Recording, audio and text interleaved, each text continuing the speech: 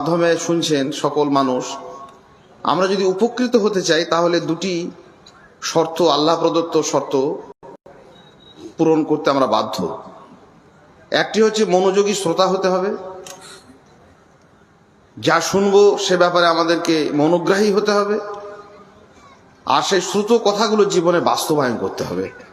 আল্লাহ সুবহানাহু ওয়া তাআলা এই মর্মে আমাদেরকে অবগত করিয়েছেন, আল্লাযীনা ইয়াসতামিউনাল কওল ওয়া ইয়াত্তাবিউনা আহসানাহু।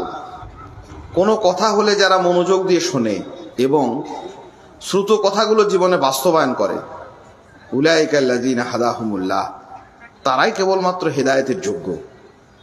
কথা শুনলে সবাই যে উপকৃত হবে তা নয়, উপকৃত তারাই হবেন যারা মনোযোগ দিয়ে শুনবেন এবং সেই শ্রুত কথাগুলোকে জীবনে বাস্তবায়ন করবেন। আল্লাহর কাছে আমরা চাই আমাদের এই মর্মে সকলের একটা প্রার্থনা, সাহায্য চাওয়া, যে আল্লাহ সুবহানাহু ওয়া তাআলা আমাদেরকে ন্যায়নিষ্ঠ মনোযোগী হয়ে শোনার এবং শ্রুত কথাগুলো আমাদের জীবনে কাজে লাগানোর তৌফিক দিন। আল্লাহুম্মা আমিন। আমাকে একটি বিষয় দেওয়া হয়েছে, সেই বিষয়ের নিরিখে গুটি কয়েক কথা বলবো। সচেতন সজাগ হয়ে আমরা আলোচনা করব, শুনব। সেই বিষয়টি হচ্ছে ইসলামে পরিশুদ্ধি। একটা শব্দ, মোটামুটি কম বেশি অর্থ আমরা অনেকেই জানি। পরিশুদ্ধি ব্যাপারটা হচ্ছে কোনো জিনিসকে শোধন করা। কোনো জিনিসে তার স্বাভাবিক রূপ যদি পরিবর্তন হয়, সেটা যদি ময়লায়, আবর্জনায়, দূষণে আক্রান্ত হয়, তাহলে সেটিকে পূর্বের রূপে, আগের যেমনটি ছিল, স্বাভাবিক রূপে যেমন ছিল সেই রূপে ফিরিয়ে দেওয়া, সেই রূপে তাকে পরিবর্তন করা, সেইটি হচ্ছে পরিশুদ্ধি। মানুষের চলমান জীবনে, পৃথিবীতে মানুষ নয়, যা কিছু চলমান তার মধ্যে কিছু না কিছু দূষণ, অশুদ্ধি, ময়লা, আবর্জনা, গ্লানি ঘটতে থাকে। সে মানুষের জৈবিক দেহতে হোক, সমাজে হোক, রাস্তাঘাটে হোক, যানবাহনে হোক, পরিবারে হোক, সোসাইটিতে হোক, নানান জায়গায় চলমান প্রত্যেকটা জিনিস থেকে কিছু না কিছু ময়লা উদ্গত হয়।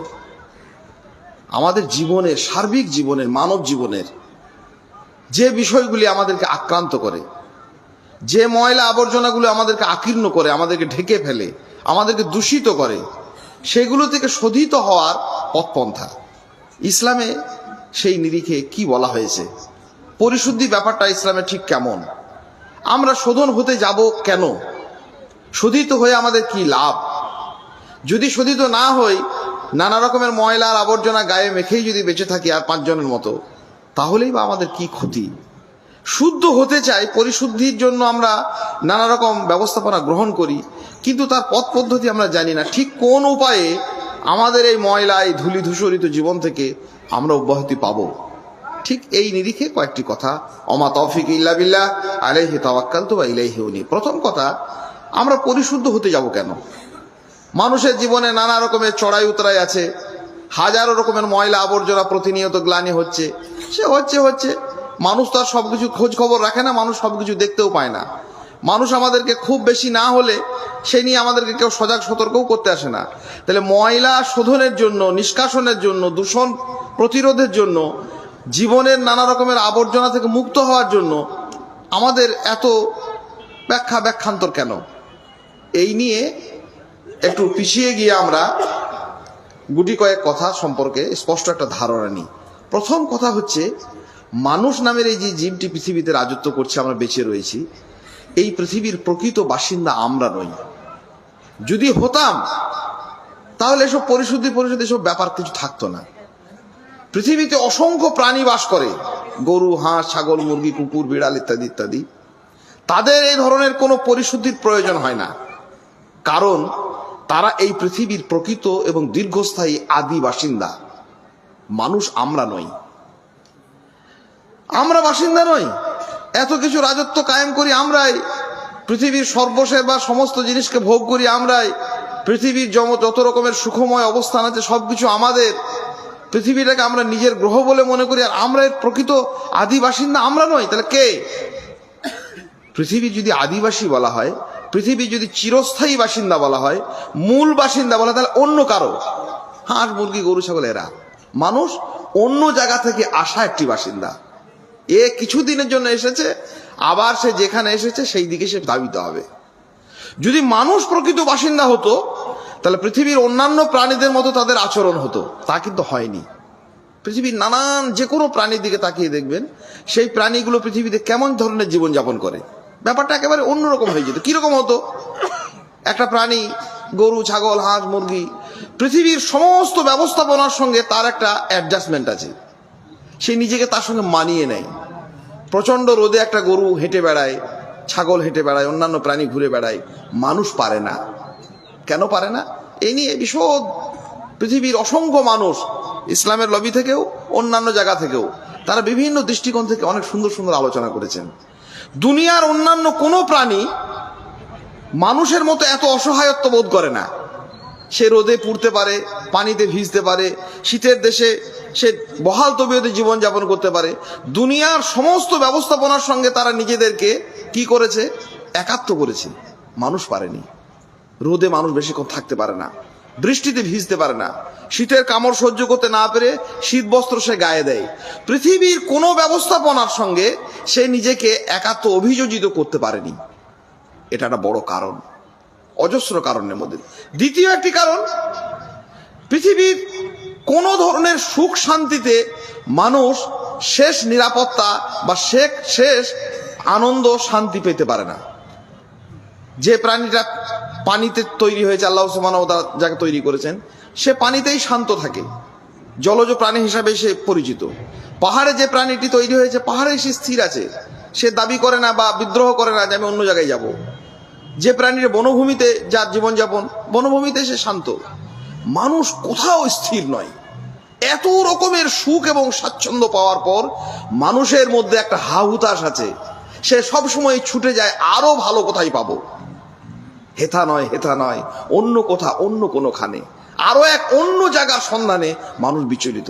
সেই জন্য পৃথিবীর কোনো সুখ এবং শান্তি তাকে চিরন্তন আনন্দ বা শান্তি দিতে পারে না। আরো অসংখ্য প্রমাণের মধ্যে একটা বড় প্রমাণ দেখবে, এই যে রাতের অন্ধকারে যে কৃত্রিম আলোগুলো জ্বলছে, এই আলোগুলো যদি দপদপ করে সব নিভে যায়, সবাই অন্ধকারে হা হতাশ করবো, কেউ কিছুই দেখতে পাবো না। দুনিয়ার কোনো প্রাণীকে এই আলো প্রয়োজন হয় না। কেন হয় না? পৃথিবী যদি আমার হতো তাহলে এটা প্রয়োজন হতো না। পৃথিবীতে যদি আমি চিরস্থায়ী চিরকেলে বাসিন্দা হতাম তাহলে এর দরকার হতো না। দুনিয়ার সব প্রাণী বহাল তবিয়তে অন্ধকারে ঘুরে বেড়ায়, আমারই প্রয়োজন হচ্ছে এই কৃত্রিম আলো। আমি এখানকার নই। মানুষের আদি বাসিন্দা হচ্ছে জান্নাত, জান্নাত থেকে এসেছে মানুষ। সেই জন্য দুনিয়ার কোনো সুখ তাকে চরম সুখ এবং শান্তি দিতে পারে না, যতক্ষণ না পর্যন্ত একটা মানুষ এই জান্নাতের দিকে ধাবিত হয়। এত পাপ করে মানুষ, এত অপরাধ করে মানুষ, এত গ্লানির মধ্যে ডুবে থাকে মানুষ, তারপরও মানবের একটা চিরন্তন আকাঙ্ক্ষা, ভিতরের একটা দীর্ঘায়িত বাসনা থাকে, জান্নাতে যাব। জান্নাতে যাওয়ার দুর্নিবার আকাঙ্ক্ষা মানুষের হৃদয়ে প্রথিত আছে। এই কারণেই যে মানুষের আদি পিতা আদম আলাইহিস সালাতু ওয়াত তাসলিম জান্নাত থেকে এসেছিলেন, জাহান্নামের অগ্নিকুণ্ড থেকে মানুষের পৃথিবীতে আগমন ঘটেনি। সেই জন্য বাপের দেশ, চিরন্তন ঠিকানা, মানুষের সেই আদি বাসভূমি, সেই দিকে যাবার একটা গভীর প্রেরণা, গভীর একটা উদ্দীপনা প্রত্যেকটি মানব হৃদয়ে কাজ করে। সেই জন্য পাপী তাপী, শিরক, বেদাত, সুন্নাহ, তৌহিদ নির্বিশেষে সমস্ত মানুষের বুকের ভিতরে একটা ধারণা, একটা আকাঙ্ক্ষা, একটা বাসনা যাপিত হয়, সেটা হচ্ছে আমরা জান্নাতে যাব। পরিশুদ্ধি নিয়ে যে বিষয়টি আপনাদের সামনে উপস্থাপন করব, সেটির প্রয়োজন হচ্ছে সেইখানেই। জান্নাত হচ্ছে একটা অত্যন্ত পরিচ্ছন্ন, সুন্দর, পবিত্রতম জায়গা। তার সৌন্দর্য, তার সৌকর্য, তার সৌগন্ধ কিছুটাই পৃথিবীর কোনো কিছুর সঙ্গে তুলনীয় নয়। এবং সর্বোপরি জান্নাত এমন একটি জায়গা যেখানে ময়লা বা দুর্গন্ধ বা দূষণ নিয়ে যেখানে প্রবেশাধিকার নিষিদ্ধ। এত পরিচ্ছন্ন জায়গা, ময়লা নিয়ে যাবে কি করে? পৃথিবীতে দেখুন, মানুষ স্থানান্তরিত হলে এক জায়গা থেকে এক জায়গায় যেতে গেলেই মানুষ নিজেকে পরিচ্ছন্নতা বোধে নিজেকে একটু কি বলবো, সাজগোজ করতে ভালোবাসে। আমরা যখন একটু বাইরে যখন যাই, একটু বাজারে যাই, হাটে যাই, আরো একটু দূরে যাই, শহরে যাই, কোনো অফিস আদালতে যাই, স্কুল কলেজ ইউনিভার্সিটিতে যাই, দিনই সভাতে আসি, তখন জামা কাপড়গুলো একটু তাকিয়ে দেখি কি ময়লা লেগে গেল, এখানে একটা লাগলো, আবর্জনা লাগলো, পরিষ্কার পরিচ্ছন্ন হই। আর জান্নাতের মতো একটা জায়গাতে মানুষ যাবে, এত ময়লা নিয়ে যাবে কি করে? মনে রাখতে হবে একটা গুরুত্বপূর্ণ কথা, পৃথিবীতে সর্বত্র মানুষ হাজারো রকমের ময়লা, শিরকের হোক, বেদাতের হোক, হারামের হোক, অপরের সম্পদ অপহরণ হোক, আমানতের খেয়ানত করা হোক, যে যাই করছেন সবাই নিজে নিজে বুঝতে পারছেন কে কি করছি আমরা। এসব নিয়ে পৃথিবীর সর্বত্র যাওয়া যায়, রাজা হওয়া যায়, মন্ত্রী হওয়া যায়, আমলা হওয়া যায়, নেতা হওয়া যায়, রাষ্ট্রীয় বড় বড় পদের অভিষিক্ত হওয়া যায়, স্কুল কলেজ ইউনিভার্সিটির বড় দপ্তর আগলানো যায়, চাঁদেও যাওয়া যায়, আরো কোথায় যাবেন, যেখানে খুশি যান। দুনিয়ার ময়লা এবং আবর্জনা গ্লানি নিয়ে পৃথিবীর সর্বত্র পৌঁছানো যায়, জান্নাতে যাওয়া যায় না। আল্লাহ সুবহানাহু ওয়া তাআলা মানুষকে শেখাচ্ছেন যে মানুষের হৃদয়ের এই গভীর যাপন করা আকাঙ্ক্ষা আল্লাহ ভালো জানেন। সেই জন্য বলছেন কাদ আফলাহা মান তাযাক্কা ওয়া যাকারা ইসমা রাব্বিহি ফাসাল্লা।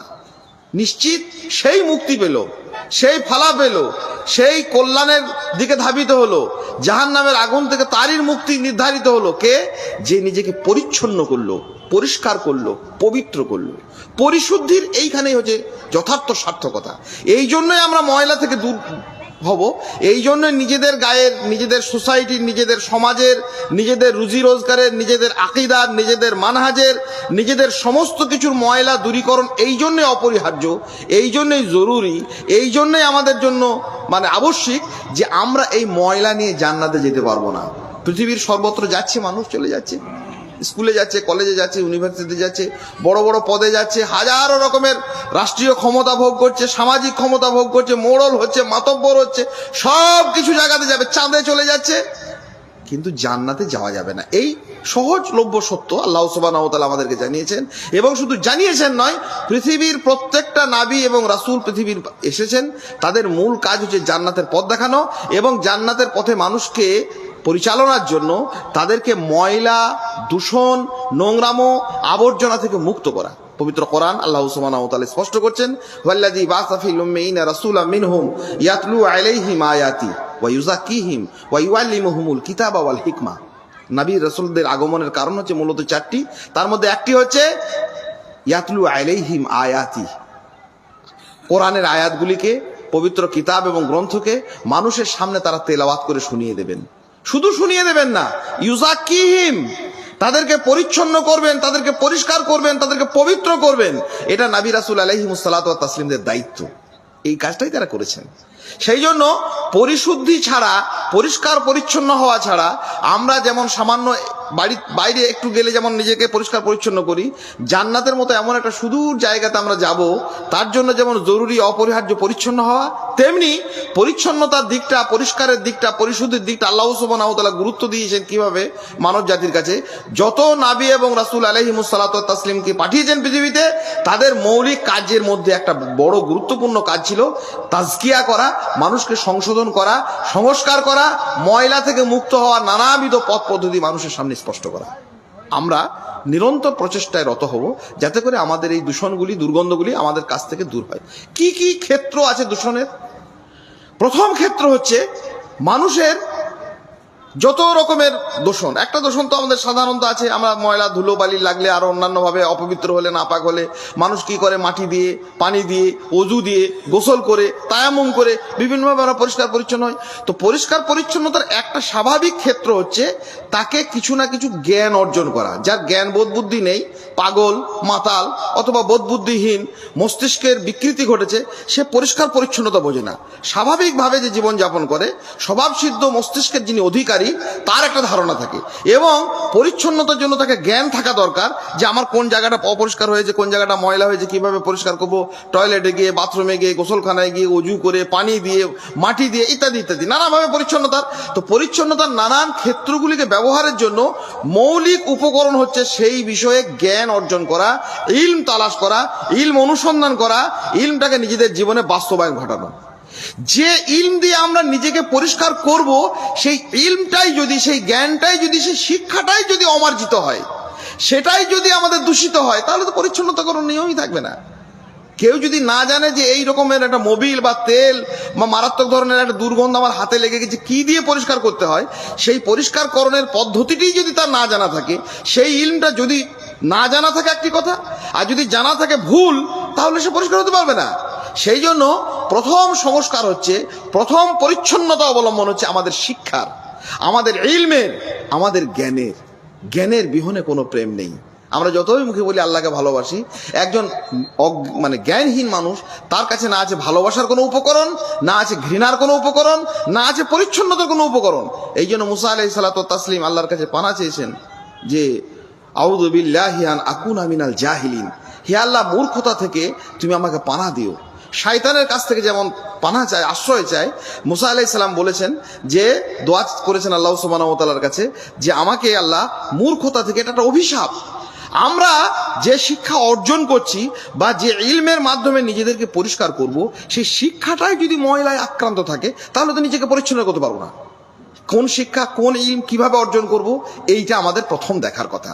নবী মুহাম্মদুর রাসূলুল্লাহ সাল্লাল্লাহু আলাইহি সাল্লাম শিক্ষার দুটি ছোট ছোট সুন্দর সুন্দর কথা আমাদেরকে উপস্থাপন করেছেন। একটা হচ্ছে আল্লাহুম্মা ইন্নী আউযু বিকা মিন ইলমিন লা ইয়ানফাউ, হে আল্লাহ আমি ওই ইলম থেকে, ওই জ্ঞান থেকে পানা চাই, আশ্রয় চাই যে ইলম আমার কোনো উপকার করে না, কল্যাণ করে না।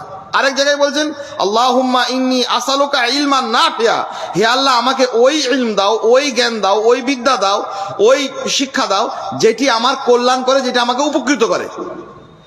এমন ইলমের নামে, শিক্ষার নামে একটা ব্যবস্থাপনা যদি আমরা সমাজে, সোসাইটিতে চালু করি যা আমার কোনো উপকার করে না, উপকার করে না মানে সেটা ক্ষতি করে কোনো না কোনো ভাবে, আর যা আমার ক্ষতি করে দেয় একবার সরাসরি ভাবে, এই দ্বিবিধ ব্যবস্থাপনার মধ্যে যদি আমার শিক্ষা ব্যবস্থাটাই থাকে, মুর্শিদাবাদ নয় পশ্চিমবাংলার নানান প্রান্তে মুসলিম উম্মার কাছে বেশ বিগত কয়েক বছর ধরে আমরা একটা শিক্ষার যেন ঢেউ উঠেছে, সেই ঢেউয়ের আমরা নাম দিয়েছি আমাদের একটা প্রগতির, আমাদের একটা উন্নতির বিরাট একটা সোপান চালাচ্ছে, আমরা শিক্ষিত হচ্ছি এবং এই মর্মে বহু প্রতিষ্ঠান তৈরি হচ্ছে।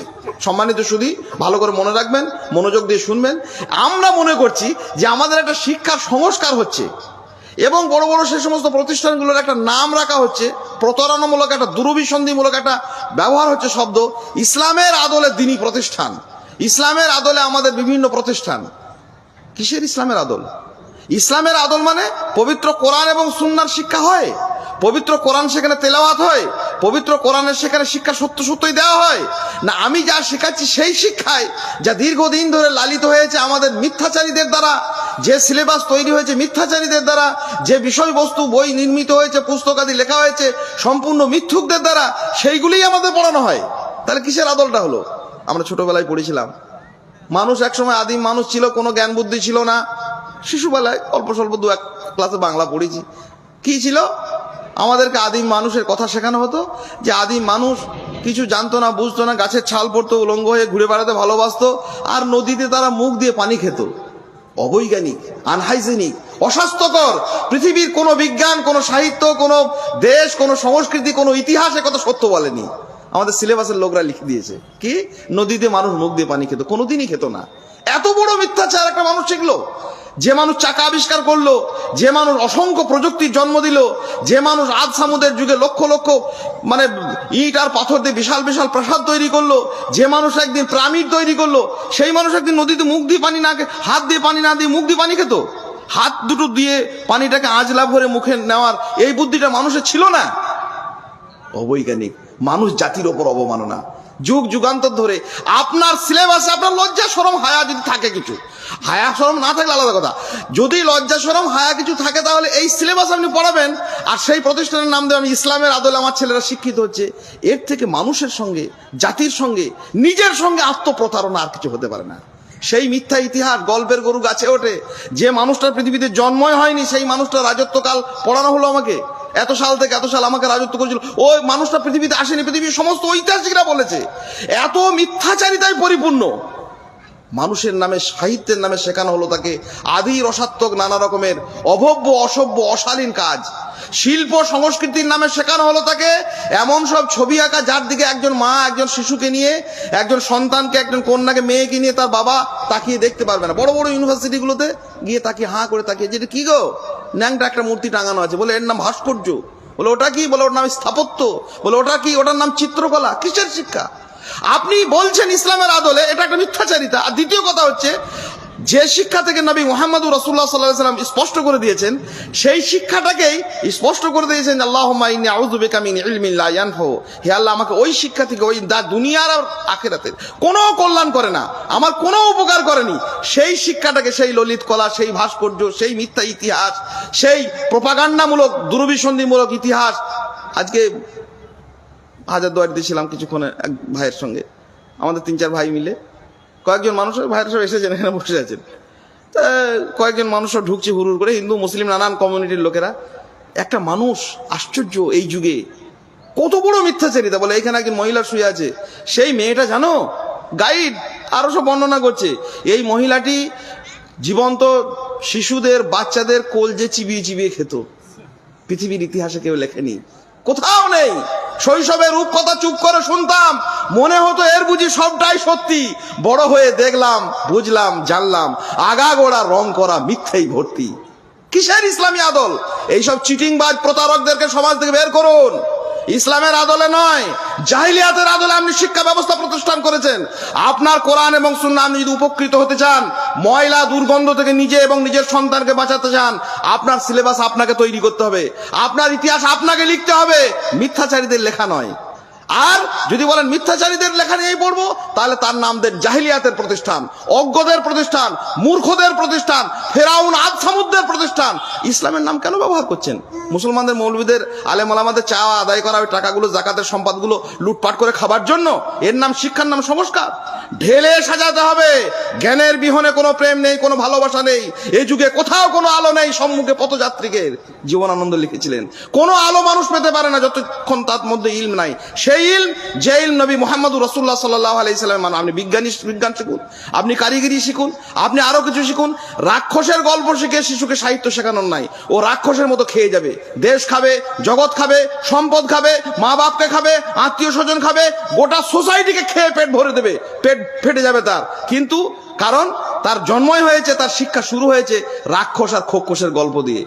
নবী মুহাম্মদ রাসূলুল্লাহ সাল্লাল্লাহু আলাইহি সাল্লাম যে শিক্ষা মানুষের কাছে শিখিয়েছেন, আল্লাহুম্মা ইন্নী আউযু বিকা মিন ইলমিন লা ইয়ানফাউ, যা কোনো কল্যাণ করেনি সেই শিক্ষা থেকে পানা দাও। হে আল্লাহ, আমাকে সেই শিক্ষা দাও। আল্লাহুম্মা ইন্নী আসআলুকা ইলমান নাফিয়া, কল্যাণের শিক্ষা। সেই কল্যাণ হচ্ছে নবী রাসূলদের শিক্ষা, সর্বোন্নত চরিত্রের যারা মানুষ তাদের শিক্ষা। এবং সেই শিক্ষার 3টি ধাপ।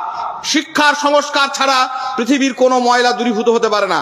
3টে ধাপ ছোট ছোট করে বলে যায়। একটা হচ্ছে কি শিখছি, একটা হচ্ছে কেন শিখছি, আর একটা হচ্ছে কার কাছে শিখছি। সর্বপ্রথম 3টি কথা মনে রাখবেন। শিক্ষা নিয়ে যারা চর্চা করছেন, স্কুল কলেজ ইউনিভার্সিটি চালাচ্ছেন, প্রতিষ্ঠান চালাচ্ছেন, নিজেদের ছেলে মেয়েকে আমরা পড়াচ্ছি, আমরা পড়ছি, সকলকেই মনে রাখতে হবে 3টি শর্ত। একটা হচ্ছে কি পড়ছি, একটা হচ্ছে কেন পড়ছি, একটা হচ্ছে কার কাছে পড়ছি। কি পড়ছি? আমাকে কোরআন পড়তে হবে, আমাকে সুন্নাহ পড়তে হবে। দৈনন্দিন জীবনে বিভিন্ন কারিগরি শিক্ষা, বিভিন্ন প্রযুক্তিগত শিক্ষা, বিজ্ঞানের শিক্ষা, গণিতের শিক্ষা, হিসাব শাস্ত্রের শিক্ষা, এটা শিখুন। শিক্ষার নামে বেহায়াচার নয়, শিক্ষার নামে প্রগতির নামে অশিষ্টাচার নয়, শিক্ষার নামে মিথ্যা ইতিহাস নয়, শিক্ষার নামে ওই রকমের আদি রসাত্মক নানা রকমের নিকৃষ্ট নির্লজ্জ নানা রকমের অশ্লীলতার ওই সমস্ত গল্প কবিতা নয়। শিক্ষার সংজ্ঞাতে আমাদেরকে ফিরে আসতে হবে। কি শিখছি এ ব্যাপার আমাকে স্পষ্ট হতে হবে। দিনের জন্য আমাদেরকে জান্নাতগামী পাখি হয়ে জান্নাতের দিকে ধাবিত হওয়ার জন্য নবী মুহাম্মদ রাসূলুল্লাহ সাল্লাল্লাহু আলাইহি সাল্লাম শিক্ষার মানদণ্ড স্পষ্ট করে দিয়েছেন, বেঁধে দিয়েছেন। তারাকতু ফীকুম আমরাইন, তোমাদের কাছে 2টি জিনিস রেখে গেলাম, কিতাবুল্লাহ সুন্নাত রাসূলি, আল্লাহর কিতাব এবং নবী মুহাম্মদ রাসূলুল্লাহ সাল্লাল্লাহু আলাইহি ওয়াসাল্লামের সুন্নাত। আমাদেরকে যদি জান্নাত যেতে হয়, তাহলে জান্নাত যেতে গেলে এই 2টিকে আমাদেরকে আঁকড়ে ধরতে হবে, এর বাইরে তৃতীয় বিকল্প নেই। আর দুনিয়াবিতে যদি সঠিক জীবনযাপন করতে হয়, তাহলে দুনিয়ার সেই শিক্ষাটা আমাদেরকে অর্জন করতে হবে, সেটা মানুষের জন্য কল্যাণ করে, মানুষের উপকার করে, মানুষের ক্ষতি করে না, মানুষের ভ্রষ্টতা করে না, এমন ধরনের অনৈতিক এবং অর্থনৈতিক অনাচারে মানুষকে ঠকায় না, মানুষকে প্রতারণার দিকে ফেলে দেয় না, এরকমটা নয়। কি শিখছি আমাদের এই ব্যাপারে সঠিক হতে হবে। দ্বিতীয়টা, কেন শিখছি। শিক্ষার মূল উদ্দেশ্য হচ্ছে দুনিয়াবী জীবনে সঠিক জীবনযাপন করা, সঠিকভাবে পথ চলা। ড্রাইভিং শিখবো যাতে দুর্ঘটনা না হয়। আমি অর্থনীতি শিখবো যাতে আমার দ্বারা কোনো মানুষ প্রতারিত না হয় এবং আমি অন্যের দ্বারা প্রতারিত না হই। আমি অঙ্ক শিখবো, হিসেব নিকেশ ঠিক করে মানুষকে সঠিক ওজনে সঠিক বিষয়টা, সঠিক জিনিসটা দিই, মানুষের কাছে সঠিক জিনিসটা সঠিকভাবে আমি যেন নিতে পারি। আমি প্রযুক্তি শিখবো, এমন কলকারখানা, এমন ঘর বাড়ি, এমন অট্টালিকা করবো ভেঙে যেন না পড়ে যায়, এমন সেতু তৈরি না করব যাতে করে সেটা মানুষের চলাচলে অযোগ্য হয়ে ওঠে। এই সমস্ত শিক্ষা আমাকে করতে হবে। শিক্ষা কি করব এটা আমাকে মনে রাখতে হবে। দ্বিতীয়ত, কোরআন এবং সুন্নাহর শিক্ষা, দ্বীনের শিক্ষার উদ্দেশ্য মহৎ এবং তা হচ্ছে অত্যন্ত সুদূর প্রসারী। আমাদের একটা উদ্দেশ্যকে আমাদের সামনে রেখে, সেটা হচ্ছে জান্নাত থেকে আমরা এসেছিলাম, আমাদের বাপ আদম আলাইহিস সালাতু ওয়াস তাসলিম এসেছেন জান্নাত থেকে, আমাকে জান্নাতের দিকে ধাবিত হতে হবে, ময়লা দূরীভূত করতে হবে, এবং এই জন্য আমাকে এই শিক্ষা অর্জন করা। শিক্ষা কেন করব এ ব্যাপারে আমাকে এই মর্মে স্পষ্ট হতে হবে। বহু মানুষ কোরআন সুন্নাহ শিখেছে, দিন শিখেছে নিজেদের পার্থিব জীবনটাকে শুধুমাত্র চাকচিক্যময় করে তোলার জন্য। ওই যে ইসলামের আদল নাম নিয়ে হাজারো রকমের ইসলামের নামে প্রতারণা করে কোরআন এবং সুন্নাহর নামে ভড়কি দিয়ে 1 পাতা 2 পাতা 3 পাতা কোরআন মাজিদ পড়ায়, সিলেবাস বলে পড়ানো যাবে না। কি পড়াতে হবে? মিথ্যা ইতিহাস সেই কেটে তাকে ঢুকানো হয়। কোরআন যেখানে সত্যের কোনো সন্দেহের কোনো রকমের অবকাশ নেই, যেখানে আল্লাহ সুবহানাহু ওয়া তাআলা স্পষ্ট করছেন লা রাইবা ফি, যার মধ্যে সন্দেহের কোনো বাতাবরণ নেই, সেই সন্দেহাতীত সেই চিরন্তন সত্যটাকে সিলেবাস থেকে ছেঁটে কেটে বরবাদ করে যাতে 100 ভাগই সন্দেহ আর গোঁজামিল সেইটাকে যারা ঢুকিয়ে দেয়, এটির নাম শিক্ষা নয়। শিক্ষার নামে এটি একটা জঘন্যতম অনাচার। আর সর্বোপরি শিক্ষা সম্পর্কে একটি গুরুত্বপূর্ণ বিষয়, কার কাছে শিখছি এটা মনে রাখতে হবে। শুধু কোরআন সুন্নাহ শিখলে হবে না, ভালো কথা শিখলে হবে না, কবিতা সাহিত্য শিখলে হবে না, কার কাছে শিখছি এটা মনে রাখতে হবে। যাদের কাছে আমরা পড়াচ্ছি, যাদের কাছে আমরা পড়তে পাঠাচ্ছি, তারা কারা, এটা খুব গুরুত্বপূর্ণ। শিক্ষকের অনেকগুলো মানদণ্ড আল্লাহ পাক রব্বুল আলামিন পৃথিবীতে স্পষ্ট করেছেন। তার মধ্যে একটা হচ্ছে আল্লাহ নিজেই একজন শিক্ষক। তিনি এক পর্যায়ে আদম আলাইহিস সালামকে শিক্ষা দিয়েছেন, আল্লামা আদম আল আসমা কুল্লাহা। আল্লাহ বলছেন যে আদমকে আল্লাহ সুবহানাহু ওয়া তাআলা সমস্ত বস্তুবাচক এই নামগুলিকে শিখিয়েছিলেন। তাহলে কে শিক্ষা দিলেন? আল্লাহ সুবহানাহু ওয়া তাআলা শেখালেন। কাকে শেখালেন? আদমকে শেখালেন। জিবরিল আমিন একজন শিক্ষক, নবী মুহাম্মদুর রাসূলুল্লাহ সাল্লাল্লাহু আলাইহি সাল্লাম শিক্ষক। পৃথিবীতে আদম থেকে নূহ থেকে একদম ইব্রাহিম ইসমাইল দাউদ ঈসা মুসা থেকে নবী মুহাম্মদুর রাসূলুল্লাহ সাল্লাল্লাহু আলাইহি সাল্লাম পর্যন্ত সমস্ত নবী রাসূলুল্লাহ শিক্ষক, সাহাবায়ে কেরাম রাদিয়াল্লাহু তাআলা আনহুম শিক্ষক। শিক্ষকের মানদণ্ড দেখছেন কেমন? কারা শিক্ষক? শিক্ষক যে হতে পারে না, এসব কাদের কাছে ফেলে দিচ্ছি। কাজেই কার কাছে শিখছি এটা খুব বড় কথা। দিন শিখছি, কোরআন হাদিস শিখছি বললে আমরা হবে না। যে লোকটার কাছে কোরআন মাজিদ আমি শিখতে যাবো সে লোকটা কে? ভালো করে মনে রাখবেন, নবাব সিরাজদৌল্লার ইতিহাস যদি নবাব সিরাজদৌল্লা সেই সময় লিখতো, পলাশির যুদ্ধের ইতিহাস যদি নবাব সিরাজদৌল্লা নিজে লিখে যেতেন, সেই ইতিহাসটা একরকম। আর লর্ড ক্লাইভকে লিখতে বললে সেই ইতিহাসটা একরকম। ভারতের স্বাধীনতা ফ্রিডম মুভমেন্টের ইতিহাস যদি আজকে নেতাজি সুভাষচন্দ্র এসে পড়ান তাহলে একরকম হবে, আর লর্ড বেন্টিং যদি পড়ান তাহলে একরকম হবে। এটা তো স্বাভাবিক কথা। আমি যদি কোরআন এবং সুন্নাহ থেকে শত যোজন যোজন দূরে একটা মানুষ আছে, শিরকের, বেদাতের, চিটিংবাজির, প্রতারণার আখড়া খুলে রেখেছে যে লোকটা, তাকে যদি আপনি কোরআন পড়াতে দিন সে কোরআনের ওই রকমই মানে করবে। মুতাজিলিকে যদি পড়েন, জাবরিয়াকে দেন, কাদরিয়াকে দেন, আরো রাফিজিকে দেন, শিয়াকে দেন, সে একরকম মানে করবে। আর একজন সালাফকে দেন, কোরআন এবং সুন্নাহর অনুসারীকে দেন, সে শুদ্ধভাবে সে একরকম করবে। কাজে কোরআন হাদিস পড়ছি বললে হবে না, কার কাছে পড়ছি এটা খুব গুরুত্বপূর্ণ কথা। পৃথিবীতে মনে রাখতে হবে একটা সত্য কথা, পৃথিবীতে সবাই শিক্ষার্থী হতে পারে, ছাত্র হওয়ার যোগ্য থাকতে পারে, শিক্ষক হওয়ার যোগ্য আছে মুষ্টিমেয় কিছু মানুষের। একটা কুকুর, একটা বিড়াল শিক্ষা নিতে পারে, একটা কুকুর, ট্রেন কুকুরগুলো শিক্ষা নেয় এবং সে মানুষের অনেক উপকারও করে, যথার্থভাবে শিক্ষা নিতে পারে। কিন্তু ওই প্রশিক্ষিত ট্রেন কুকুরটা আর একটা কুকুরকে যে শিক্ষা দেবে, ওই তো প্রশিক্ষণটা দেবে, এই ক্ষমতা ওকে আল্লাহ দেননি, এটা নেই ওর। ওটা দিতে হবে কোনো না কোনো মানুষকে, দক্ষ, যোগ্য, বিচক্ষণ, সংশ্লিষ্ট বিষয়ে অত্যন্ত পারদর্শী কোনো একটি লোককেই দিতে হবে, কোনো একজন মানুষকেই দিতে হবে শিক্ষা। সেই জন্য শিক্ষা নিতে পারে সবাই কম বেশি, কিন্তু দিতে পারে মুষ্টিমেয় কিছু মানুষ। তার জন্য তাকে দক্ষ হতে হয়, যোগ্য হতে হয় এবং পারদর্শী হতে হয়, সংশ্লিষ্ট বিষয়ে তাকে অভিজ্ঞ হতে হয়।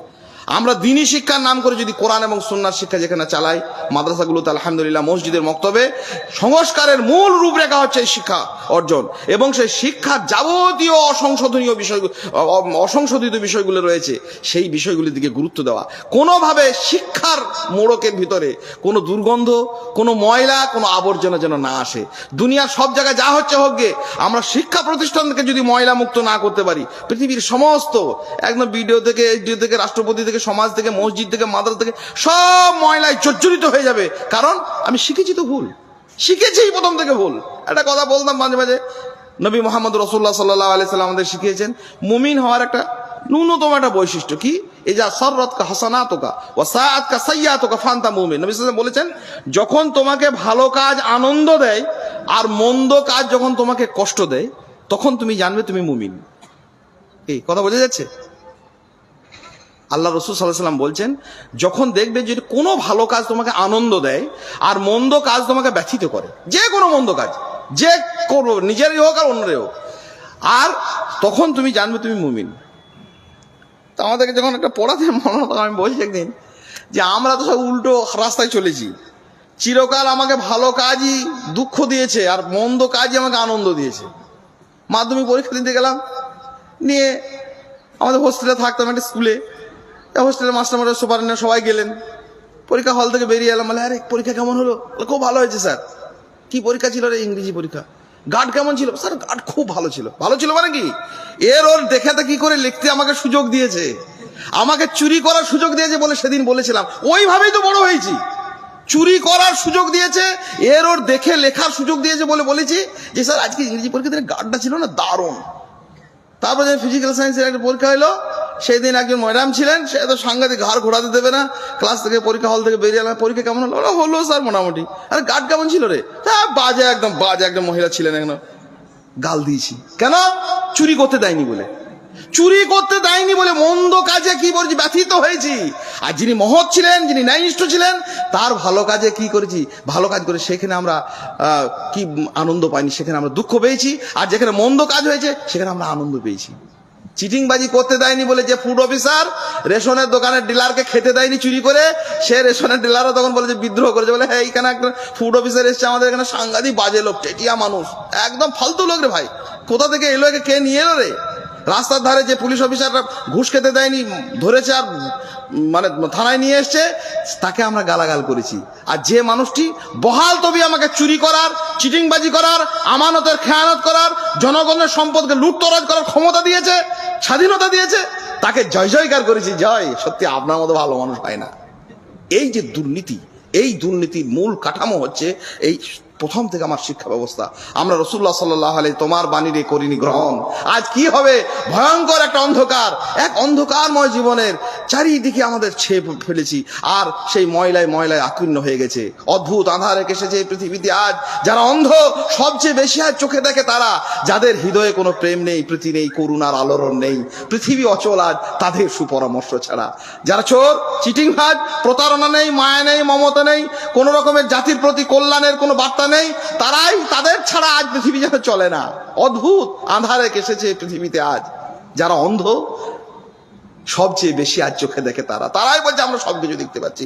এর উল্টো কথা নবী মুহাম্মদ রাসূলুল্লাহ সাল্লাল্লাহু আলাইহি ওয়াসাল্লাম উল্টো দিকে আল্লাহ পাক রব্বুল আলামিন বলছেন তোমাদের জন্য একজন নেতা বানিয়েছি। তিনি কেমন? লাকাদ জাআকুম রাসূলুম মিন আনফুসিকুম আজিজুন আলাইহি মা আনিতুম হারিসুন আলাইকুম বিল মুমিনিনা রাউফুর রহিম। তোমাদের কাছে যে মানুষটিকে পাঠিয়েছি রাসূল করে, তার গুণ জানো? মানুষের অন্যায় দেখলে তার হৃদয় প্রকম্পিত হয়, ভারে ভারাক্রান্ত হয়ে পড়ে, জর্জরিত হয়ে পড়ে, নুব্জ হয়ে পড়ে, ভেঙে চুরে দুমড়ে মুচড়ে একাকার হয়ে যায় তার হৃদয়। মহৎ মানুষের, সংশোধিত মানুষের ময়লা দূরীকরণ করবে কে? ময়লা দূরীকরণ করবেন সেই শিক্ষক, ময়লা দূরীকরণ করবেন সেই নেতা, ময়লা দূরীকরণ করবেন সেই আমির, ময়লা দূরীকরণ করবেন সেই মসজিদের ইমাম, ময়লা দূরীকরণ করবেন সেই আলেম। কারা? আমার গুণ নেই। তার গুণের তিনটি গুণ হচ্ছে, মানুষের অন্যায় দেখলে তিনি কষ্ট পান, দূর হওয়া দূরের কথা, ব্যথায় জর্জরিত হয়ে পড়েন। মুহাম্মদুর রাসূলুল্লাহ সাল্লাল্লাহু আলাইহি ওয়াসাল্লামকে এই গুণে গুণান্বিত করা হয়েছে। লাকাদ জাআকুম রাসূলুম মিন আনফুসিকুম আজিজুন আলাইহি মা আনিতুম, নিষিদ্ধ কাজগুলি তাকে অত্যন্ত কষ্ট দেয়। হারিসুন আলাইকুম, কিসে মঙ্গল হবে? মানুষ মদ খাচ্ছে, আমি নেতা, আমি আমির, খাচ্ছে। আবগারি দপ্তরে কোটি কোটি টাকা লাভ হচ্ছে, বলে খেয়ে যাক, গাঁজা, আফিং, চরস, হিরোইন পাচার কর, যে যেদিকে পারিস করে যা, কোনো সমাজ সংশোধন হবে? ওরা ডিম হবে। আল্লাহ বলছেন যে সংশোধনের জন্য, সংস্কারের জন্য এই রসুল পাঠিয়েছে। রসুল কেমন হতে হবে? নেতা কেমন হবে?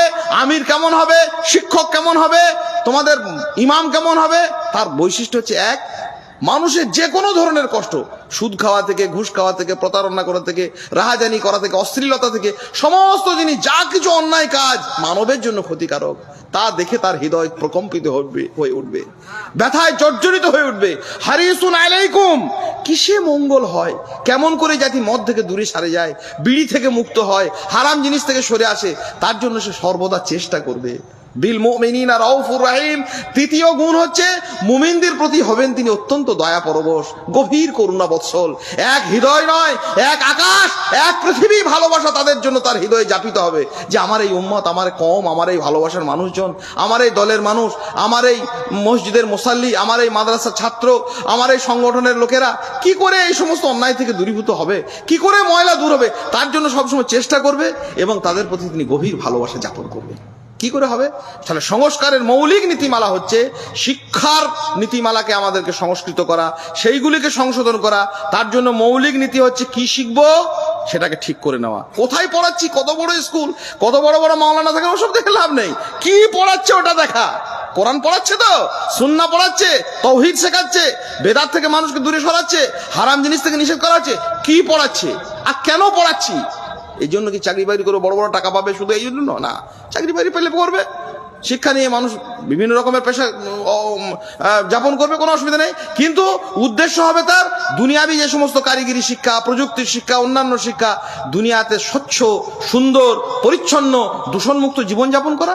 আর এই কোরআন এবং সুন্নাহ শেখা, আখেরাতের দিকে আবার জান্নাতে পাখির মতো ফিরে যাওয়া, উদ্দেশ্য হবে তাই। আর কার কাছে শিখছি এটা খুব গুরুত্বপূর্ণ বিষয়। সে যে কোনো শিক্ষা হোক, আমার শিক্ষক যদি হয় আমার হন্তারক, আমার শিক্ষক যদি হয় আমার জন্য প্রতারক, কোনোদিনই সেই কল্যাণের বাতাবরণ আনতে পারে না। তাহলে পরিশুদ্ধির প্রথম একটি পর্ব আপনাদের সামনে সংক্ষেপে উল্লেখ করলাম, সেটি হচ্ছে শিক্ষার সংস্কার। দ্বিতীয় একটি সংস্কারের বৈশিষ্ট্য হচ্ছে আমাদের কাছে আমাদের মৌলিক একটা বড় সম্পদ, সেটি হচ্ছে ঈমান। খুব কঠিন জিনিস। মুমিনের মন কত প্রশান্তি, ওরা তা কিভাবে করবে আজ। অবিশ্বাসের ছানি পড়া চোখ হিরে তো দেখে না, দেখেছে কাঁচ। যার ঈমান নেই, ঈমানের স্বাদ গন্ধ পাবে কি করে? আর ঈমানে যার ময়লা ঢুকেছে, দূষণ ঢুকেছে, আল্লাহ সুবহানাহু ওয়া তাআলা বলেছেন যে যারা ঈমান এনেছে আর ওয়ালাম ইয়ালবিসু ঈমানাহুম বিযুলমিন, শিরকের সঙ্গে ঈমানের সংমিশ্রণ ঘটায়নি, ঈমানকে দুর্গন্ধ করেনি, ঈমানকে দূষিত করেনি, তারাই হচ্ছে উলাইকা লাহুমুল আমন, তাদেরই জন্য রয়েছে নিরাপত্তা, তারাই পাবে হেদায়েত। কারা? আল্লাযীনা আমানু ওয়ালাম ইয়ালবিসু ঈমানাহুম বিযুলমিন, যারা ঈমান এনেছে, ঈমানকে শোধিত করেছে, ঈমানকে আর ময়লা করেনি, দুর্গন্ধ। ঈমান কিসে ময়লা হয়? ঈমানের মৌলিক কথা হচ্ছে মুখ, হৃদয় আর কি আমাদের আচরণ, মানে মুখের ভাবনা, ভাষা আর কাজ, তিনটি এক বিন্দুতে থাকবে। যে কথা মনে আমি ভাববো, হৃদয়ে যাপন করব, সেই কথাই আমি মুখে বলবো, আর সেইগুলোই আমি কাজে পরিণত করব। এই তিনটে যেন একটার সঙ্গে একটা টেসেল তৈরি না হয়ে যায়। আমাদের ভাবনা, আমাদের ভাষা, আমাদের কাজ, তার মানে আমাদের হৃদয়, আমাদের মুখ, আমাদের অঙ্গ প্রত্যঙ্গ সব এক লাইনে চলবে, তিনটেই। আর যদি উল্টো পাল্টা হয় তাহলে হবে না, ঈমান থেকে তাহলে সরে যেতে হবে। ঈমানের সংশোধনীর জন্য, ঈমান পরিচ্ছন্নতার জন্য এটা হচ্ছে অপরিহার্য। আচ্ছা, যে কথা মুখে বললাম সে কথা কি আমার হৃদয়ের? আল্লাহ বলে দিচ্ছেন, আল্লাহ হৃদয়ের জটিলতার সমস্ত কিছু ব্যাপারগুলো, তখনও ছিল অন্ধকার, তখনও ছিল বেলা, হৃদয়পুরে জটিলতার চলিতেছিল খেলা। হৃদয়, মানুষের হৃদয় অত্যন্ত জটিল একটা জায়গা, কি যে বলে আর কি করে ঠিক ঠিকানা নেই। আমরা যে কথা মুখে বলেছি সে কথা কি হৃদয়ের? আল্লাহ বলেছেন স্পষ্ট করে, ইয়াকুলুনা বিআফওয়াহিহিম মা লাইসা ফি কুলুবিহিম, শোনো, ওরা মুখে যা বলে তা ওদের হৃদয়ের কথা নয়। আল্লাহ বলে দিচ্ছেন। কাদের জন্য? বেঈমানদের জন্য, আল্লাহ দ্রোহীদের জন্য, অবিশ্বাসীদের জন্য আল্লাহ শব্দ ব্যবহার করছেন।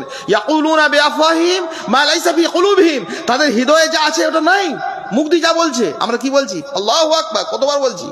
একটা মানুষ জীবনে গড়পড়তা কত হাজার বার, লক্ষবার ঈদের দিনে তাকবীরের ধ্বনিতে সব আলোকিত হয়ে যাচ্ছে, চারপাশ মুখরিত, গুঞ্জুরিত হচ্ছে। আল্লাহু আকবার, আল্লাহু আকবার মানে কি?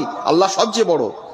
লটারি কাটছে বসে বসে, আল্লাহু আকবার আজান হচ্ছে, ঘোড়ার ডিম, ওর কিছুই নেই। চা খাচ্ছে বসে বসে, চা খাওয়াটা বড়, আল্লাহর ডাক বড় নয়, আল্লাহর আহ্বান বড় নয়। আল্লাহর ঘর মসজিদ বিরান হয়ে গেল, বড় বড় প্রতিষ্ঠান হলো, জাক জমক ঝাঁ চকচকে, মসজিদগুলো সেই জায়গাতে পড়ে রইল। সব উন্নতি হলো, উন্নয়নের শিখরে উঠে গেল, মসজিদের উন্নয়ন হলো না, মক্তবী শিক্ষার উন্নয়ন হলো না, দ্বীনি তালিমের উন্নয়ন হলো না। আল্লাহর বড়, আল্লাহ বড় মানে আল্লাহর দিন বড়, আল্লাহর আদেশ বড়, আল্লাহর নিষেধ বড়, আল্লাহর ঘর বাইতুল্লাহ বড়, মসজিদ বড়, আল্লাহর দিন শেখা বড়, আল্লাহর দিনের সমাবেশ বড়।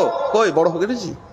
আজকে এই পরিবেশ যদি না হয় অন্য পরিবেশ হতো, লোকে লোকারণ্য, মুসলিম উম্মারায়, অন্যান্য কমিউনিটির কথা বাদ, লোকে লোকারণ্য হয়ে ভিড়ে ভিড়াক্কার হয়ে যাবে, মানুষ শুনবে। একজন বিশিষ্ট কোথাও মানুষ আসছে, কোনো চিত্র তারকা, কোনো রাজনৈতিক তারকা, কোনো ফুটবল তারকা, কোনো খেলার জগতের লোক, মানুষ লোকে লোকারণ্য। আর আল্লাহর কথা বলার জন্য আসছে, মানুষকে ডেকে ডেকে ডেকে ডেকে উদ্যোক্তারা পেরেশান হয়ে যাচ্ছেন, ভাই আসুন, ভাই আসুন, ভাই বসুন। আর ওদেরকে ঠেলা ভিড় সামলানোর জন্য মানুষ, প্রশাসন পর্যন্ত হাঁপিয়ে উঠছে। তাহলে যাকে যে কথা বললিনি, যে কথা হৃদয়ে যাপন করিনি, মুখে বললাম আশহাদু আল্লা ইলাহা ইল্লাল্লাহ, আল্লাহ তুমি ছাড়া কোনো মাবুদ নেই, আর মাবুদের আমার শেষ নাই। কাকে না মানুষ মাবুদ বানিয়েছে? শক্তিকে, ক্ষমতাকে, চন্দ্র, সূর্য, গ্রহ, নক্ষত্র, ইট, কাঠ, পাথর, টাকা, সম্পদ, পয়সা, ক্ষমতা, যেখানে পেরেছে সেখানে মানুষ মাথা নুইয়ে দিয়েছে। মুমিন, আপনি একবার ভাবলেন না? মানুষ থেকেই মানুষ আসে, বিরুদ্ধতার স্বর বাড়ায়। আমিও মানুষ, তুমিও মানুষ, তফাৎ শুধু শির দাঁড়ায়। আপনি একটা মেরুদণ্ডী প্রাণী। আল্লাহ সুবহানাহু ওয়া তাআলা পবিত্র কোরআনে বলেছে, কবিরা বলেনি যে তারা কখনো সমান নয়। যারা মাটিতে মুখ দিয়ে চলে আর মেরুদণ্ড সোজা করে চলে, এই দুটি প্রাণী কখনো সমান নয়, কখনো তাদেরকে সমান ভেবো না। মানুষ আপনি, মানুষ আমি, মানুষ তুমি, তফাৎ শুধু শির দাঁড়ায়। আপনার মেরুদণ্ড সোজা থাকবে, আপনি কোনো ক্ষমতার কাছে, কোনো ঔদ্ধত্যের কাছে, কোনো পয়সার কাছে, কোনো লালসার কাছে আপনি মাথা নোয়াতে পারেন না। আর এই কাজ যদি করতে দেওয়া হয়, তাহলে আমি কি করে আল্লাহকে মাবুদ বললাম, একমাত্র মাবুদ কি করে হলো? তাহলে মুখে যা বলছি সেটা সত্য নয়। ইমানের পরিচ্ছন্নতার জন্য আমার কথা হচ্ছে, আমি যেটা হৃদয়ে যাপন করব সেটাই আমি মুখ দিয়ে বলবো, আর সেটাই আমি কাজে পরিণত করব।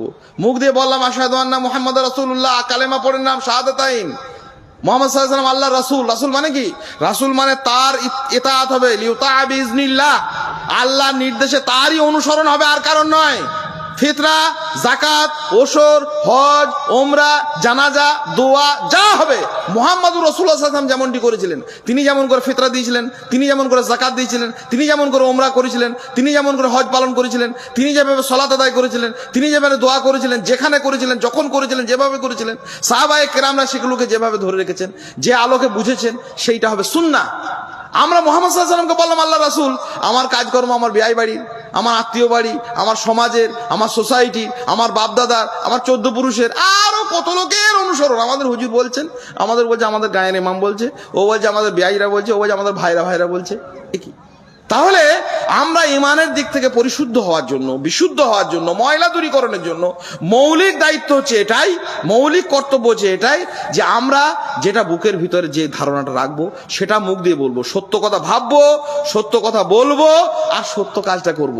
আমাদের ভাবনা, আমাদের ভাষা, আমাদের কাজের মধ্যে যদি এই 3টি বিন্দু সমরেখ না হয়, এক সরলরেখায় অবস্থান না করে, তাহলে এটা সংশোধন হবে না। তৃতীয় পরিশুদ্ধি, আমলের যে কাজগুলি করি, সালাত আদায় করি, নামাজ পড়ি, রোজা করি। জেনে রাখবেন, পৃথিবীর সমস্ত মানুষই কম বেশি ইবাদত করে, অন্তত ইবাদতের নামে কিছু করে। মাথা নোয়ায় দাসত্ব করার একটা প্রবৃত্তি পৃথিবীর সকল প্রাণীর মধ্যে আছে, মানুষের মধ্যে তো আছেই।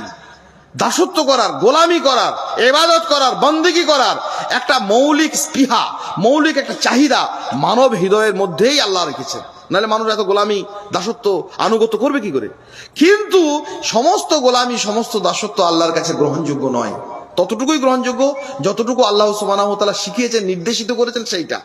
সেটা কিভাবে আমলটা করব? আমলের জন্য একটা গুরুত্বপূর্ণ বৈশিষ্ট্য আল্লাহ পাক রব্বুল আলামিন, আমল করা, নামাজ পড়া, রোজা করা, হজ করা, যাকাত দেওয়া, জালসা দেওয়া, দান করা, সাদকা করা, এগুলো মানে কি? মানে আল্লাহর সন্তুষ্টির জন্য কিছু আমি কি করছি? বিনিয়োগ করছি, কিছু আমি দিচ্ছি, আল্লাহর জন্য কিছু খরচ করছি, আল্লাহর জন্য ব্যয় করছি, তার সন্তুষ্টি অর্জনের জন্য আল্লাহকে দিচ্ছি। তো এটা কেমন হবে, কেমন ভাবে সংশোধিত হবে, কেমন ভাবে এর ময়লা দূরীকরণ হবে? একটা সহজ সরল পন্থা আল্লাহ বলে দিয়েছেন। আল্লাহ সুবহানাহু ওয়া তাআলা আমাদেরকে যা দিচ্ছেন সেই জিনিসগুলো কেমন মনে রাখবেন, তাহলে এর উত্তর পেয়ে যাবেন। আল্লাহ সুবহানাহু ওয়া তাআলা তো আমাদের কাছে শুধু চাইছেন না, সামান্য জিনিস চাইছেন। নামাজ পড়তে বলেছেন, সালাত আদায় করতে বলেছেন, সিয়াম পালন করতে, হজ করতে বলেছেন, যাকাত দিতে বলেছেন, আরো কিছু বলেছেন। আর তিনি তো অঢেল আমাদেরকে দিয়েছেন, সূর্যের আলো থেকে নিয়ে, বাতাসের অক্সিজেন থেকে নিয়ে, সমুদ্রের পানি থেকে বৃষ্টিমালার অবারিত বাড়িধারা, পাহাড়, নদী, সাগর, সমুদ্র, জলোচ্ছ্বাস, সব তো মানুষের কল্যাণের জন্য। খালাকালাকুম মা ফিল আরদি জামিয়া, সমস্ত কিছু মানুষের কল্যাণের জন্য দিয়েছেন। তার দেওয়া জিনিসগুলো কেমন? তার দেওয়া জিনিসগুলোর মধ্যে মৌলিক একটা বৈশিষ্ট্য হচ্ছে, তাতে কোনো দুর্গন্ধ নেই, ময়লা নেই, দূষণ নেই। সূর্যের আলোতে অনেক ফোটন কণা ছিল, অনেক অতিবেগুনি রশ্মি ছিল, সব অ্যাটমসফিয়ারে শোষিত হচ্ছে। মানুষের জন্য যে আলোটা পৃথিবীতে নেমে আসে, তা দূষিত নয়, তা নির্মল আলো, বিশুদ্ধ আলো।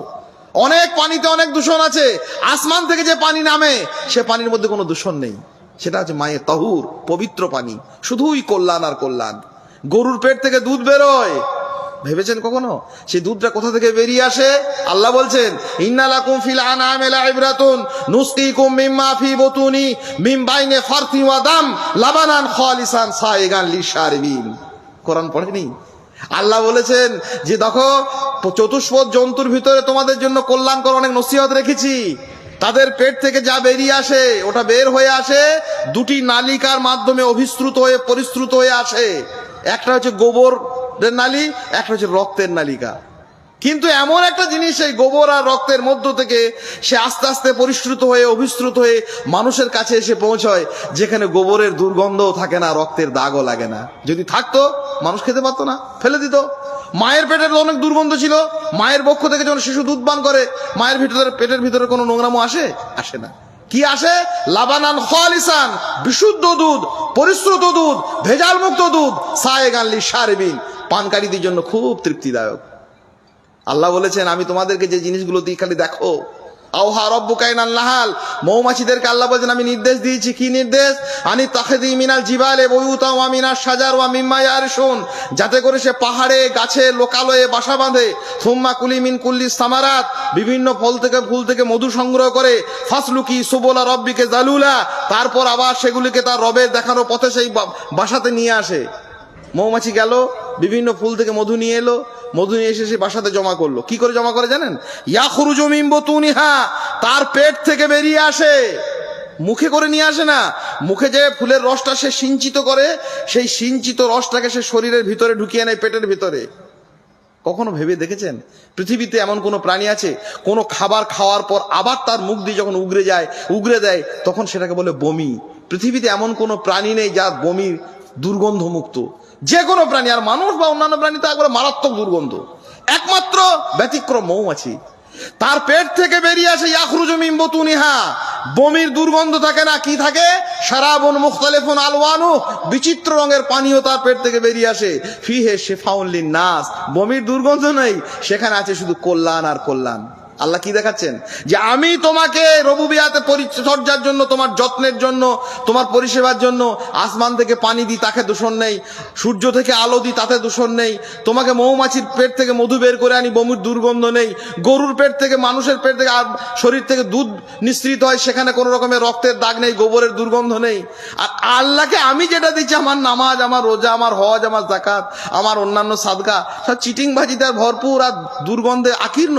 এটা কখনো গ্রহণযোগ্য হয়? আপনার নিজের চিন্তা ভাবনা কি বলে? এটা গ্রহণযোগ্য নয়, সত্যই নয়।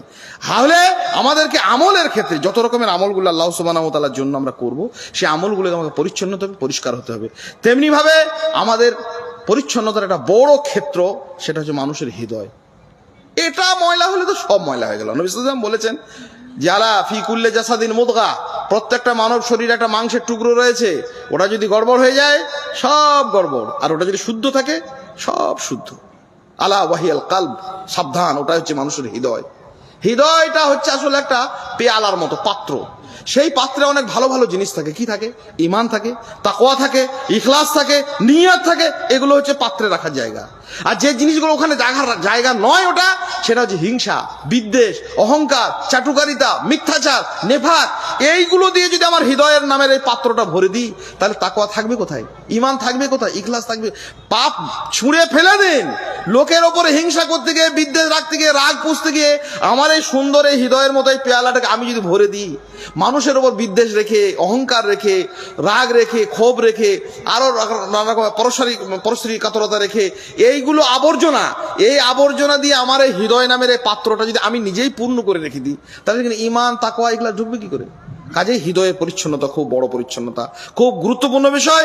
এবং যে কোনো মূল্যে নবী সাল্লাল্লাহু আলাইহি ওয়াসাল্লাম দোয়া করছেন, মুকাল্লিবাল কুলুব সাব্বিত কালবি আলা দীনিক, হে আল্লাহ হৃদয় সমূহের পরিবর্তনকারী, আমার হৃদয়টাকে তোমার দ্বীনের দিকে তুমি কি করো? নত করে দাও, রুজু করে দাও, সেদিকে তুমি তাকে ধাবিত করো। কাজেই আমাদেরকে নবী মুহাম্মদ রাসূলুল্লাহ সাল্লাল্লাহু আলাইহি ওয়াসাল্লাম আরো সুন্দর সুন্দর দোয়া শিখিয়েছেন। আল্লাহুম্মা ইন্নী আসআলুকাল হুদা ওয়াত তুকা ওয়াল আফাফা ওয়াল গিনা, আল্লাহ আমাকে তাকওয়া দাও, আমাকে হেদায়েত দাও, সচ্ছলতা দাও, আমাকে স্বনির্ভরতা দাও। এই সমস্ত দোয়াগুলো করা এবং হৃদয়ের নানা রকমের গ্লানিকর পরিস্থিতি থেকে মুক্ত হওয়া। কারণ আমাদের এই ভিতরটা যদি মানে অপরাধের গ্লানিতে পরিপূর্ণ হয়ে যায়, কোনো জায়গাতেই আমরা সংশোধন হতে পারবো না। ময়লা দূরীকরণের জন্য আর একটি বড় ক্ষেত্র, সেটি হচ্ছে আমাদের সম্পদ। আমরা সম্পদের জন্য খুব ব্যতিব্যস্ত হয়ে পড়ি। দুনিয়াবী জীবনে সম্পদ অর্জনের জন্য, সম্পদ ব্যয়ের জন্য, দুটি ক্ষেত্রেই আমরা খুব বাড়াবাড়ি করি। ভাই, নিজে নিজে সবাই উপলব্ধি করতে পারছি, কিয়ামতের দিন মানুষ এই আদমের সন্তান দুটো পা নিয়ে নড়াতে চড়াতে পারবেন। লা তাজুলু কাদামা ইবনে আদম হাত্তা ইউসাল আন খামসিন, যতক্ষণ না 5টা জিনিসের জবাব দিতে পারবে। এই আলোকিত মঞ্চ নয়, সেদিন ভয়ঙ্কর কঠিন হয়ে যাবে ওই সব মানুষদের জন্য যারা এর উত্তরটা দিতে পারবে না। সেই উত্তরটার মধ্যে একটা বড় প্রশ্ন, সেই প্রশ্নগুলোর মধ্যে একটা বড় প্রশ্ন হচ্ছে যে মিন আইনা তাসাবা ফিমা আনফাকা, কোন দিক থেকে এলো আর কোন দিকে গেল, কি উপার্জন করলাম আর কোন দিকে ব্যয় করলাম। নিখুঁত হিসেব না হওয়া পর্যন্ত 50,000 বছরের ওই দিনটাতে আদমের সন্তান এই পা দুটো নড়াতে পারবে না, এক জায়গাতে স্টিল দাঁড়িয়ে থাকতে হবে। কাজেই আয়োজনের ব্যাপারে এবং উদযাপনের ব্যাপারে, ইনকামের উপার্জনের ব্যাপারে, খরচের ব্যাপারে, অর্জনের ব্যাপারে, বর্জনের ব্যাপারে খুব সতর্ক সজাগ। কেন? লোকের জন্য, নিজের লৌকিকতার জন্য, সামাজিকতার জন্য এমন বোঝা আমরা বহন করে যাচ্ছি যে বোঝা বহনের জন্য আমি যোগ্য নই। এত উপার্জন করতে যাচ্ছি যারা আমি হিসাব দিতে পারবো না। কোন দিক থেকে এলো আমাকে দেখতে হবে।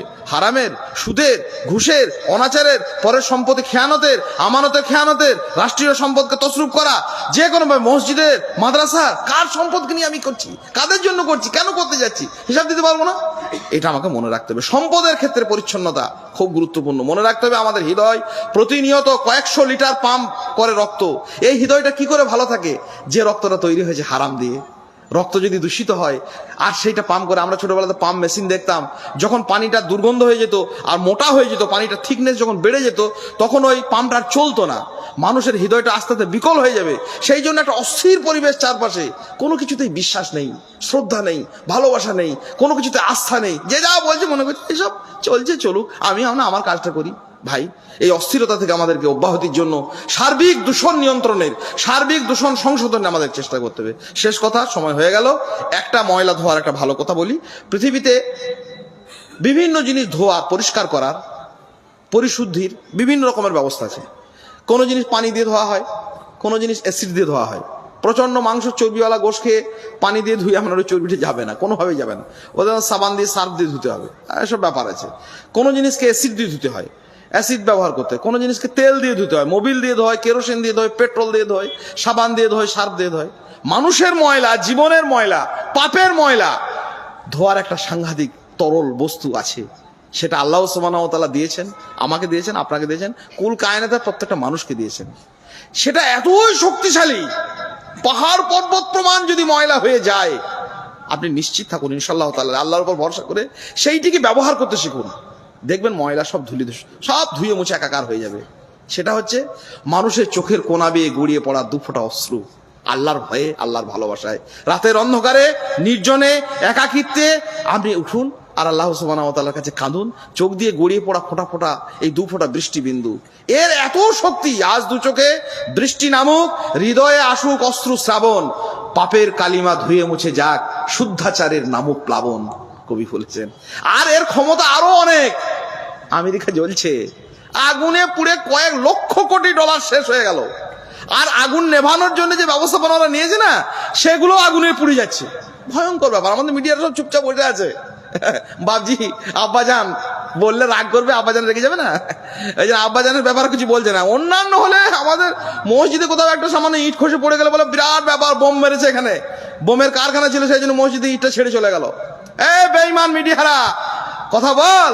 আব্বাজান রাগ করবে বলে ভয়ে চুপ করে আর কিছু বলছে না। লক্ষ লক্ষ কোটি কোটি ডলার আগুনে পুড়ে ভস্মীভূত হয়ে যাচ্ছে। আগুন নেভানোর কোনো পদ্ধতি নেই। দুনিয়ার আগুন নেভাতে পারছে না, তো জাহান্নামের আগুন কি করে নেভাবে?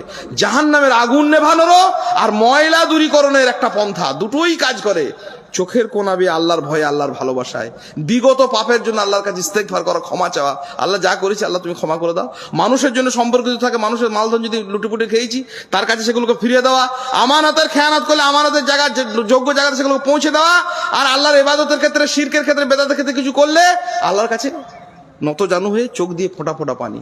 যে আগুন পৃথিবীর কোনো বাড়িধারা নেভাতে পারে না, পৃথিবীর কোনো পাম্প যেখানে কার্যকরী নয়, যে জাহান্নামের আগুন আসমানের সমস্ত বাড়িধারা এসে নির্বাপিত করার ক্ষমতা রাখে না, সমস্ত সমুদ্রের স্রোত বইয়ে দিলে যে আগুন এক খণ্ড তার দাহিকা শক্তি কমে না, আপনার চোখের কোনা দিয়ে গড়িয়ে পড়া দুফোঁটা বৃষ্টি বিন্দু সে আগুনকে নিভিয়ে দিতে পারে ইনশাআল্লাহ তাআলা আজিজ।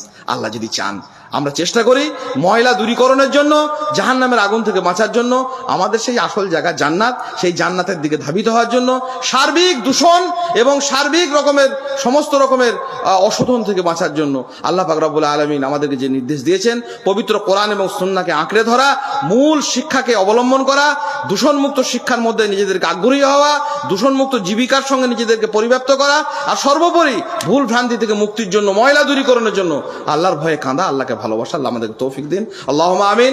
দীর্ঘ সময় যারা ব্যয় করে এখানে বসেছেন, এই সমস্ত খরচ খরচা করে যারা আয়োজন করেছেন, আল্লাহ পাক রব্বুল আলামিন আমাদের সকলকে একসঙ্গে সমস্ত গুনাহ, সমস্ত রকমের ত্রুটি, সমস্ত রকমের দূষণ মাফ করে আবার আমাদের সেই পুরনো ঠিকানায় যাওয়ার তৌফিক দিন, আল্লাহুম্মা আমিন।